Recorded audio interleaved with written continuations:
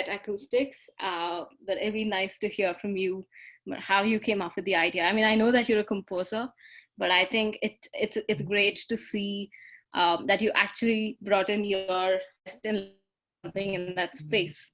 So would you want to tell us about how you started it? Well, I have been a composer and a performer all my life. Every time I practiced for performances, my dogs and cats would come to my side and sit right at my feet.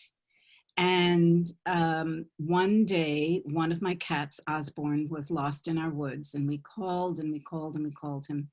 And he unfortunately had to go to the ICU at the veterinarians. But when I walked into the veterinarians, the phones were ringing, the doors were slamming, and people were talking, and these poor animals were really, in dire need. So unfortunately, he passed 5 days later. But when he did, I was so inspired by the fact that there was no music for the animals in the ICU.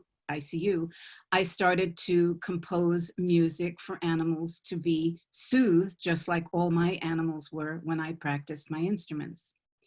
That was 25 years ago. In 1997, through taking music to, friends and horse barns and, cat shelters everywhere, I just spent 3 years working heavily on how to understand what music works. I invented species-specific music in 1997. I was the first. And what that meant was taking music, using instruments that were clinically defined as what helps animals maintain a state of calm. And I studied the hearing frequency of a dog, of a cat, a horse, and a bird. And by understanding where the trigger point is for an animal's alert level, because that's what they need for survival, I was able to eliminate those alert frequencies in the music in the ultrasonic and the infrasonic levels, the high and the lows. Mm-hmm. Lo and behold, when I now experimented with that music, within a few minutes, every animal was in a state of balance and calm. So every animal needs to have that baseline, just like we do. Like, I'm perfectly comfortable and happy being here talking with you, Shruthi. And so, but if a thunderstorm came or there was an explosion outside, I would be in a state of anxiety. So sound is a very, very important part of animal behavior. And I decided from my cat, Osborne, to dedicate the rest of my life to this understanding and to bring to pet parents all over the world this very, very important knowledge so that they can help take care of their pets in a better way. That was the inspiration. So here are humans. Mm-hmm. We're very, very low on the ability to hear. This is horse hearing. So horse hearing and human hearing are the most closely related hearing levels of mammals on the planet. Mm-hmm. But then we jump to dogs. Dogs hear twice as much as humans. Yeah. Now cats hear 3 times as much as humans. This is something important to understand. So by taking my music and doing the frequency and decibel content. Frequency means the cycle per second of one pitch, the cycle per second. And then there's the decibel level. That right. means the volume level. So volume and pitch is very important.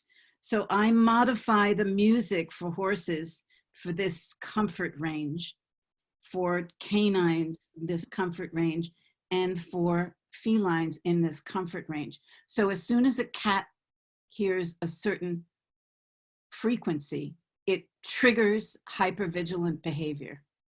It's incredible. And when they are home alone, so for a pet parent, we have them home alone, and separation anxiety is a very big behavioral issue for pet parents.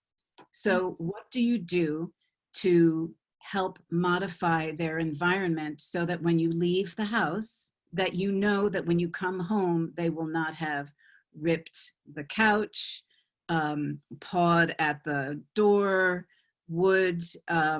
It's the one sense that we can't control because sound is emitted in the air and it's invisible, right? And also, we don't hear what our pets hear. So we have to be kind of an observer. Right. I consider myself a sound behaviorist, observing the behavior of animals in regards to their sonic environment.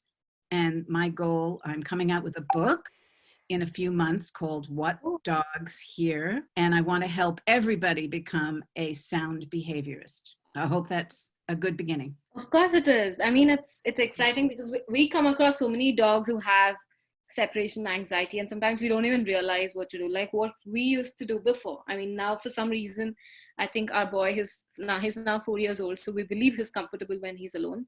But when he Mhm. was a puppy, and if we had to leave him, Mhm. we used to kind of switch on the radio. We used to switch on It's music, and mhm, it's funny. So he does not like guitar as an instrument.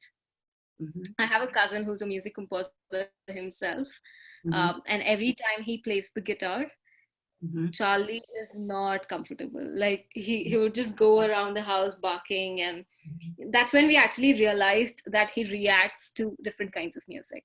Yes. And it's funny, but probably true that he does not like, if you heard music of DJ Snake, the Oh real, yeah. he does not like such music. And this is something we've noticed about him ever since he was a puppy. And we Mhm. tried, I think it's wrong on our part, but we again played the music and tried about 3 months ago to see whether he reacts like that. And he reacted exactly the same way.